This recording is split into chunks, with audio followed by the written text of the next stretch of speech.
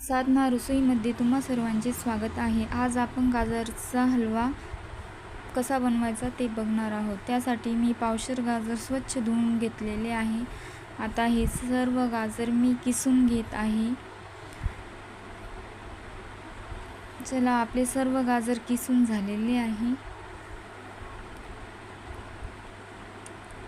1 चमचा विलायची, 5-6 काजू बदाम आणि पावशेर दूध, 1 वाटी साखर। गॅसवर कढई ठेवली आहे, त्याच्यात तूप 2 चमचे तूप टाकले आहे। आता आपण काजू बदाम त्याच्यात मस्त भाजून घेऊया। तुपात टाकल्यानंतर खमंग असा वास सुद्धा येतो त्याचा, खूप छान। आता आपण किसलेले सर्व गाजर कढईत टाकणार आहोत।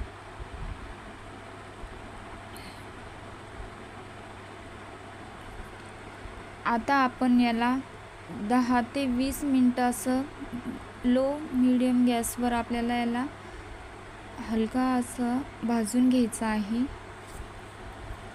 तुपात भाजल्यानंतर तो खूप छान असा वास येतो आणि आपला गाजरचा हलवा सुद्धा खूप छान होतो। आता आपण त्याच्यात दूध टाकणार आहोत। दूध टाकल्यानंतर थोडं मिक्स करून घेऊया। आता 1 वाटी साखर टाकून घेऊया। तुम्हाला जर जास्त गोड आवडत नसेल तर तुम्ही साखर कमी टाकू शकता। आता आपण याला मिक्स करून त्याच्यावर एक ताट ठेवून त्याला आपण 30 मिनिटे ठेवणार आहोत। तुम्ही हेच कुकरवर सुद्धा करू शकता। आता आपला हलवा तयार आहे। थोडंसं पाणी आहे। आता त्याच्यात विलायची टाकून घेऊया। विलायची टाकल्यानंतर थोडंसं हलवून घेऊया मिक्स करून। बघा, आपला हलवा खूप छान असा रंग सुद्धा आला आहे। लहान मुलांना तर खूपच आवडतो।